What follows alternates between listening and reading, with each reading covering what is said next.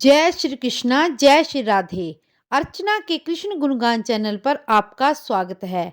आज मैं आपको श्री सत्यनारायण व्रत कथा अध्याय 3 सुना रही हूँ। श्री सूत जी बोले, हे श्रेष्ठ मुनियों, अब मैं आगे की एक कथा सुनाता हूँ। प्राचीन काल में उल्का मुख नाम का एक महान ज्ञानी राजा था। वह जितेंद्रिय और सत्य वक्ता था।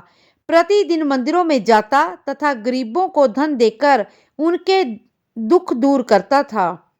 उसकी पत्नी कमल के समान सुंदर मुख वाली और सती साध्वी थी।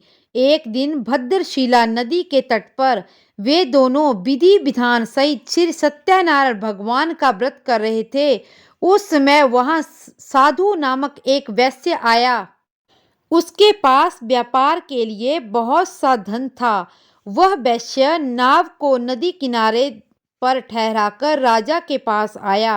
राजा को व्रत करते देखकर उसने विनम्रता पूर्वक पूछा, हे राजन, ये आप क्या कर रहे हो? मेरी सुनने की इच्छा है, कृपया कर मुझे समझाइए। महाराज उल्कामुख ने कहा, हे साधु वैश्य, मैं अपने बंधु बांधवों के साथ पुत्र की प्राप्ति के लिए श्री सत्यनारायण भगवान की व्रत कथा का पूजन कर रहा हूँ। राजा के वचन सुनकर साधु नामक वैश्य ने कहा, हे राजन, मुझे भी इसका संपूर्ण विधि विधान बतलाएं। मैं भी आपके कहे अनुसार इस व्रत को करूंगा। मेरी भी कोई संतान नहीं है। मुझे विश्वास है कि इस उत्तम व्रत को करने से मैं अवश्य ही मुझे संतान की प्राप्ति होगी। राजा ने व्रत के सभी विधान सुन व्यापार से निवृत्त हो वह वैश्य सुखपूर्वक अपने घर आया। उसने अपनी पत्नी को संतान देने वाले उस व्रत के विषय में सुनाया और प्रण लिया कि मेरे भी संतान होगी तब मैं इस व्रत को करूंगा। वैश्य ने यह वचन अपनी पत्नी लीलावती से भी कहे। एक दिन उसकी पत्नी लीलावती श्री सत्यनारायण भगवान की कृपा से गर्भवती हो गई।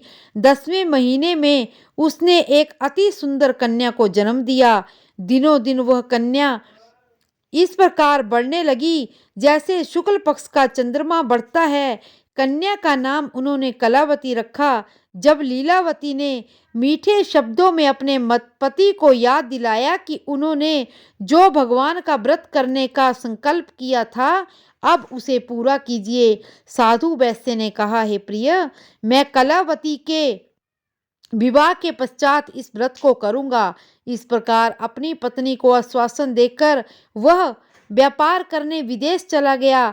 कलावती पितृगृह में वृद्धि को प्राप्त हो गई। लौटने पर साधु ने जब नगर में सखियों के साथ अपनी वयस्क होती पुत्री को खेलते हुए देखा तो उसे देखते ही उसे विवाह की चिंता हुई। तब उसने एक दूत को बुलाकर कहा कि उसकी पुत्री के लिए कोई सुयोग्य वर लेकर आए। दूत साधु नामक वैश्य की आज्ञा पाकर कंचन नगर पहुंचा और देखकर भाल कर वैश्य की कन्या के लिए एक सुयोग्य वाणिक पुत्र ले आया। उस योग्य लड़के के साथ साधु नामक वैश्य ने अपने बंधु बांधवों सहित प्रसन्नचित्त होकर अपनी पुत्री का विवाह कर दिया। दुर्भाग्य से वह विवाह के समय श्री सत्यनारायण भगवान का व्रत करना भूल गया। इस पर श्री सत्यनारायण भगवान अत्यंत क्रोधित हो गए। उन्होंने वैश्या को श्राप दिया कि तुम्हें दारुण दुख प्राप्त होगा।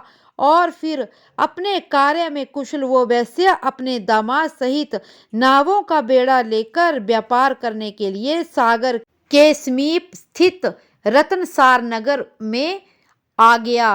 रतनसारपुर पर चंद्रकेतु नामक राजा राज करता था। दोनों ससुर जवाई चंद्रकेतु राजा के उस नगर में व्यापार करने लगे। एक दिन भगवान सत्यनारायण की माया से प्रेरित होकर एक चोर राजा चंद्रकेतु का धन चुराकर भाग रहा था।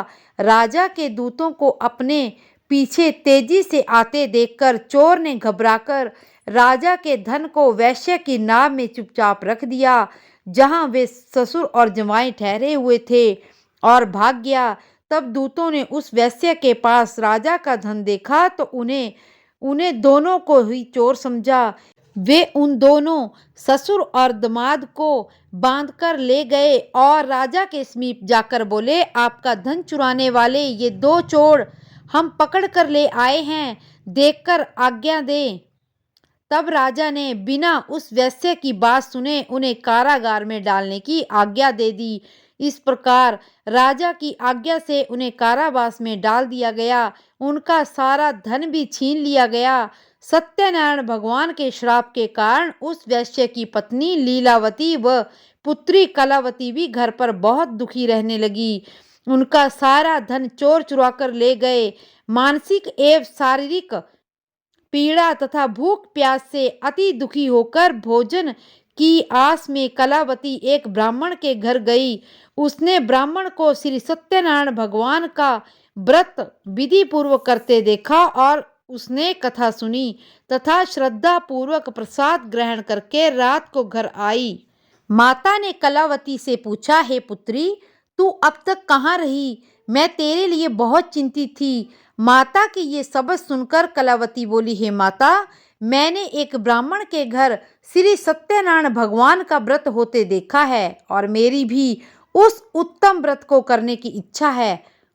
माता ने कन्या के वचन सुनकर सत्यनारायण भगवान के पूजन की तैयारी की। उन्होंने बंधुओं सहित श्री सत्यनारायण भगवान का पूजन एवं व्रत किया और वर मांगा कि मेरे पति और दामाद शीघ्र ही घर लौट आएं। साथ ही विनती की, हे प्रभु, अगर हमसे कोई भूल हुई हो तो हमारा अपराध क्षमा करो। श्री सत्यनारायण भगवान व्रत से प्रसन्न हो गए। उन्होंने राजा चंद्रकेतु को स्वप्न में दर्शन देकर कहा, हे राजन, जिन दोनों वैश्यों को तुमने बंदी बना रखा है वे निर्दोष हैं। उन्हें प्रातः ही छोड़ दो। उनका सब धन तुमने अधिग्रहित किया है लौटा दो, अन्यथा मैं तुम्हारा राज्य, धन, पुत्र आदि सब नष्ट कर दूंगा। राजा से ऐसे वचन कहकर भगवान अंतर ध्यान हो गए और फिर प्रातः काल राजा चंद्रकेतु ने दरबार में सबको अपना स्वप्न सुनाया और सैनिकों को आज्ञा दी कि दोनों वैश्यों को कैद से मुक्त कर दरबार में ले आएं। दोनों ने आते ही राजा को प्रणाम किया। राजा ने कोमल वचनों से कहा, हे महानुभावों, तुम्हें अज्ञानतावश ऐसा कठिन दुख प्राप्त हुआ है। अब तुम्हें कोई भय नहीं है, अब तुम मुक्त हो। इसके बाद राजा ने उनको नए नए वस्त्र भूषण पहनवाए और जितना धन लिया था उससे दुगना लौटाकर आदर सहित विदा किया। दोनों वैश्य अपने घर चल दिए। इति श्री सत्यनारायण व्रत कथा तृतीय अध्याय संपूर्ण। इसी तरह की कथाएं सुनने के लिए मेरे चैनल को लाइक, शेयर और सब्सक्राइब करें और कमेंट बॉक्स में जय श्री कृष्णा अवश्य लिखें। जय श्री कृष्णा, जय श्री राधे।